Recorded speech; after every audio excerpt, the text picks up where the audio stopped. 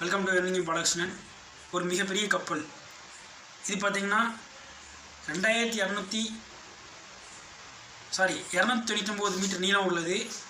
அது இல்லாமல் இந்த கப்பல் பார்த்திங்கன்னா கிட்டத்தட்ட செய்கிறதுக்கே 26 மாதம் என்னாச்சு, கிட்டத்தட்ட ஒரு 2.5 வருஷம் ஆச்சு. இந்த 2 வருஷத்தில் இந்த கப்பல் செஞ்சுருக்காங்க. ஸோ இந்த கப்பல் செஞ்சவங்க பார்த்திங்கன்னா உங்களுக்கு கரெக்டாக டீட்டெயில்ஸ் வேணும். ஸோ இதில் தான் பார்த்து சொல்ல வேண்டியது இருக்குது. பார்த்திங்கன்னா உங்களுக்கு இது வட அயர்லாந்து இருக்குது. அதோட பெல்ஃபாஸ்ட் அப்படிங்கிற ஒரு ஏரியாவில் தான் இது இந்த கப்பலை கண்டுபிடிச்சிருக்காங்க, அதாவது செஞ்சுட்டு இருந்திருக்காங்க. ஸோ பார்த்திங்கன்னா இந்த கப்பல் செய்யும் போதுமே 224 பேர் படுகை அடைஞ்சிருக்காங்க, 2 பேர் இறந்துருக்காங்க. இதான் இந்த கப்பல் முதல்ல செய்ததுக்கு ஃபஸ்ட்டு இது பில்ட் பண்ணதுக்கான உண்டான ஒரு ஒர்க்கு.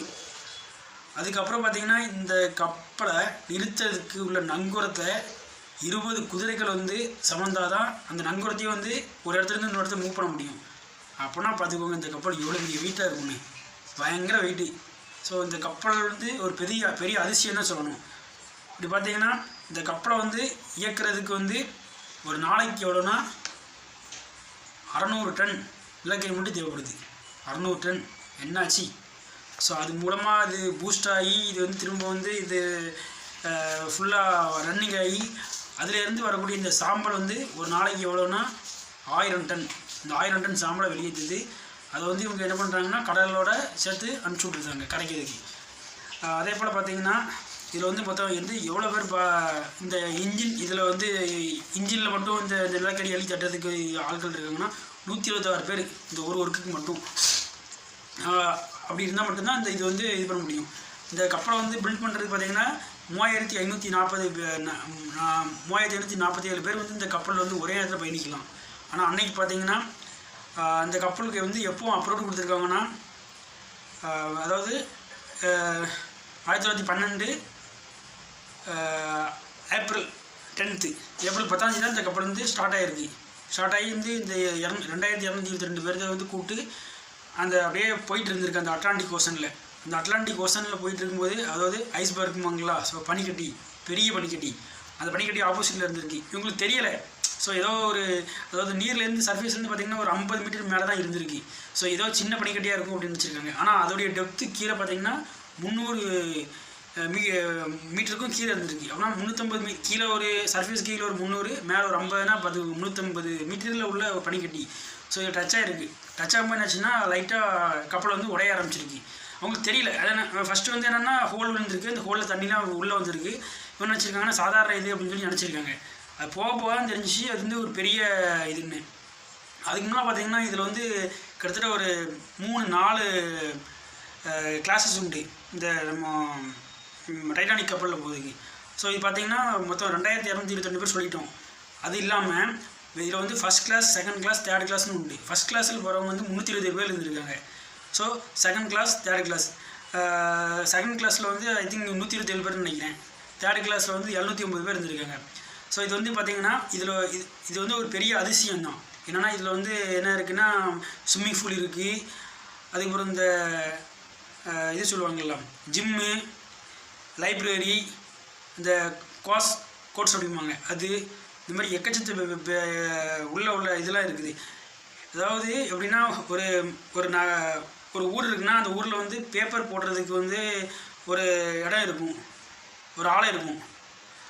அந்த ஆலையில் பிரிண்டிங்கில் அதாவது பிரிண்டிங் ப்ரெஸ் அச்சடித்து அதுக்கு பிறகு ஊருக்களுக்கெல்லாம் விநியோகிப்பாங்க. ஆனால் இந்த கப்பலில் பயணம் செஞ்சவங்களுக்கு இந்த 2222 பேருக்கு மட்டுமே, அதாவது இந்த அட்லாண்டிக் ஓஷன் அப்படிங்கிற ஒரு நாளிதழே இந்த கப்பலுக்குள்ளே போட்டிருக்காங்க. அதை இந்த கப்பலுக்குள்ளே போடுறதுக்கு அந்த ப்ரெஸ்ஸே பிரிண்டிங் ப்ரெஸ்ஸே அந்த கப்பலுக்குள்ளே இருந்திருக்கு. அப்போனா பார்த்துக்கோங்க, இது ஒரு மிகப்பெரிய ஒரு கப்பல். ஸோ இந்த கப்பலில் உங்களுக்கு கிடைக்காத பொருளே கிடையாது, எல்லாமே உள்ளே இருக்குது. அப்படிங்கும்போது இந்த கப்பல் அவ்வளோ பிரமாண்டமான கப்பல். ஸோ இது இல்லாமல் இந்த கப்பலில் ஒரு 344 புத்தகங்கள் இருக்குது. அதாவது இந்த ஃபஸ்ட் கிளாஸில் உள்ளவங்களுக்கு தேவையான பொருட்கள், அதாவது இப்போ அவங்களுக்கு அதாவது ஒரு பியர் தேவைன்னா பியர் கிடைக்கும், விஸ்கி கிடைக்கும், அதெல்லாம் சுருட்டு எல்லாமே உண்டு இந்த இதில். ஸோ இது எப்படின்னா ஒரு 15,000 பீர் பாட்டில் இருக்குது, 1,500 விஸ்கி மற்றும் ஒரு 8,000 சுருட்டு. இது எப்பவுமே ஸ்டாக்கில் இருந்துகிட்டே இருக்கும்.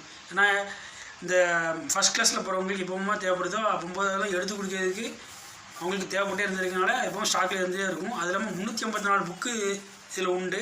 ஸோ இந்த 354 புக்கையும் வந்து வாசி காமிக்க ஒரு இசைக்குழு இருந்தே இருப்பாங்க. ஸோ இந்த ஃபஸ்ட் கிளாஸில் உள்ளவங்களுக்கு எப்போது மனசு வந்து சோர்வாக இருக்குது, ஏதாவது பாட்டை கேட்கணும் அப்படின்னு சொன்னாங்கன்னா அந்த யாருக்கு எந்தெந்த புக்கு இருக்கோ அந்தந்த புக்கில் உள்ளவங்களில் வந்து அந்த புக்கில் உள்ள அந்த பாட்டை வந்து வாசிக்க வேண்டிய என்ன பண்ணுவாங்கன்னா, ஸோ அந்த இசைக்குழுவை கூப்பிடுவாங்க. இசைக்குழுவை கூப்பிட்டாங்கன்னா அவங்க வந்து பாடி காமிச்சு அவங்களை வந்து மகிழ்ச்சி படுத்தி போகிறது தான் அந்த இசைக்குழுவோடைய வேலை. ஸோ இவ்வளோ பெரிய பிரம்மாண்டம் இருக்குது அந்த கப்பலில். ஸோ அந்த கப்பல் என்னாச்சுன்னா இந்த மாதிரியா ஐஸ்பர்க்கில் மோதி கடைசியில் வந்து 2ஆக பிளந்துருச்சு. ஸோ அது 2ஆக பிளந்த இதே தெரியாது. அதாவது எல்லாருமே வந்து இதில் வந்து ஆக்சிடெண்ட் ஆயிடுச்சு அப்படின்னு மட்டும் தான் தெரியும். இது வந்து ஏதோ ஒரு பெரிய விபத்தை சிக்கிருச்சுன்னு மட்டும் தான் தெரியும். ஆனால் அதுக்கப்புறம் தான் அவங்களுக்கு தெரியும். கிட்டத்தட்ட வந்து ஒரு 73 வருஷம் கழிச்சு தான் இதை வந்து திரும்பி கண்டுபிடிச்சிருக்காங்க. 1985 செப்டம்பர் 1 தான் இதை கண்டுபிடிச்சிருக்காங்க. இது வந்து ஆக்சிடெண்ட் ஆகி இது வந்து எங்கே கடந்திருக்கு, அதாவது உள்ள அந்த இடங்கள்லாம் தேடி பார்த்துருக்காங்க. அது எந்த இடத்துல வந்து உள்ள டேமேஜ் ஆச்சு, கிராஷ் ஆச்சு, அது எந்தெந்த அதோடைய பொருட்கள் எங்கே கிடக்குன்னு சொல்லி தேடி பார்த்துருக்காங்க. ஆனால் கிடைக்கவே இல்லை. ஆனால் கடைசியில் வந்து பல்லட் அப்படிங்கிறவர் தான், அவர் வந்து யார், ஐ திங்க் கனடியன்னு நினைக்கிறேன், சரியாக தெரியல, ஃப்ரெஞ்சாக கனடியான்னு தெரியல. ஆனால் அவர் தான் வந்து அந்த ஃபஸ்ட்டு வந்து மீட் எடுத்திருக்காரு. அவர் தான் மீட் எடுத்திருக்காரு. ஏன்னா வந்து அது வந்து தேடிட்டே இருந்திருக்காப்புல. ஃபஸ்ட்டு இதெல்லாம் தேடிட்டு இருந்திருக்காங்க. ஏன்னா நம்மள்ட்ட அந்தளவு அப்போ டெக்னாலஜி கிடையாது. சோனாருங்கிற ஒரு கேள்விப்பட்டிருக்கீங்களா? அது வேறு ஒன்றும் கிடையாது. கடலுடைய ஆழத்தை அளவுக்கு தான் சோனார். அந்த சோனாரோடைய ஆழத்தை இதை அது ஹெல்ப் வச்சு தான் ஃபஸ்ட்டு வந்து கண்டுபிடிச்சிருக்காங்க. ஆனால் கிடைக்கல. அப்புறம் ரோபோட்டிக்ஸ் ஒன்று இருந்திருக்கு. அது பேர் கூட சம்திங் ஏதோ சொன்னாங்க, ஜாசன்கிற ஒரு ரோபோட்டிக்ஸு. அந்த ரோபோட்டிக்ஸை வந்து நம்ம வந்து அதை வந்து உள்ளே அனுப்பி, ஏன்னா வந்து அது சாதாரணமாக கிடையாது. கடல் மட்டத்துலேருந்து 3650 மீட்டரில் அடியில் தான் கிடந்திருக்கு. அது நம்ம டைட்டானிக்கு. ஸோ டைட்டானிக் உள்ளே கிடந்தோன்னா அது யாருக்குமே தெரியல. ஸோ இந்த ஜாசன்கிற ஒரு இதை வச்சு தான் வந்து ரோபோட்டிக்ஸ் வச்சு தேட வச்சுருக்காங்க.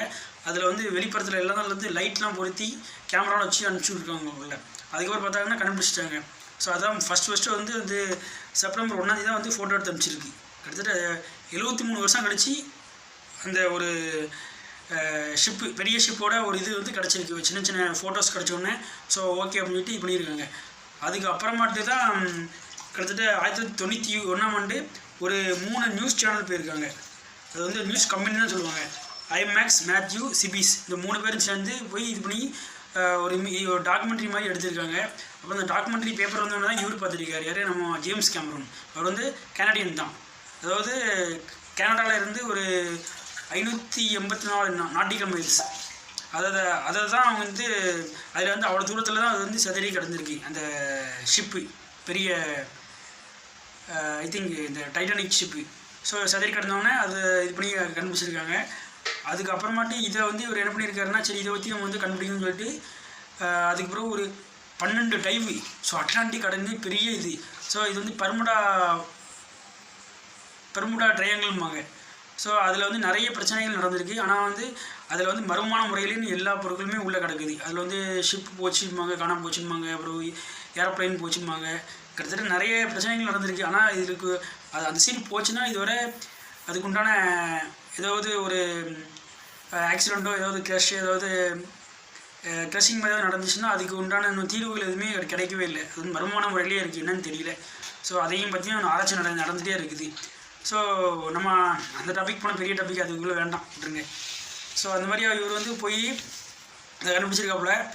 அதே போல் வந்து 1995 தான் அந்த ஜேம்ஸ் கேமரூன்ங்கிறது வந்து ஆராய்ச்சி பண்ணியிருக்காங்க. இந்த மாதிரியா அது வந்து அந்த அட்லாண்டிக் போர்ஷனில் ஒரு 12 டைம் வந்து டைவ் அடித்து உள்ளே போய் அது வந்து ஆராய்ச்சி பண்ணி அப்புறம் தான் ரிசர்ச் பண்ணி அப்புறம் அந்த படத்தை எடுத்திருக்காங்க. அந்த டைட்டானிக் கப்பல் செய்ததை விட இந்த டைட்டானிக் படத்தை எடுக்க ஆன பொருள் செலவு தான் அதிகம். ஸோ அந்த படத்தை எடுத்து நமக்கு கொடுத்துருக்காங்க. இதில் ஒரு வேடிக்கையான விஷயம் என்னென்னா வந்து இதில் வந்து சீஃப் பார்க்க பேக்கர் ஒருத்தர் இருப்பார். அவர் என்ன பண்ணிட்டாப்புலன்னா, அந்த டைட்டானிக் கப்பல் வந்து முழுக ஆரம்பிக்கும் போது என்ன பண்ணிட்டாங்கன்னா, ஃபுல்லாக விஸ்கி அதிகமாக குடிச்சிட்டாங்க. விஸ்கி குடிக்க அவங்களுக்கு வந்து போதை அதிகமாகிருச்சுது.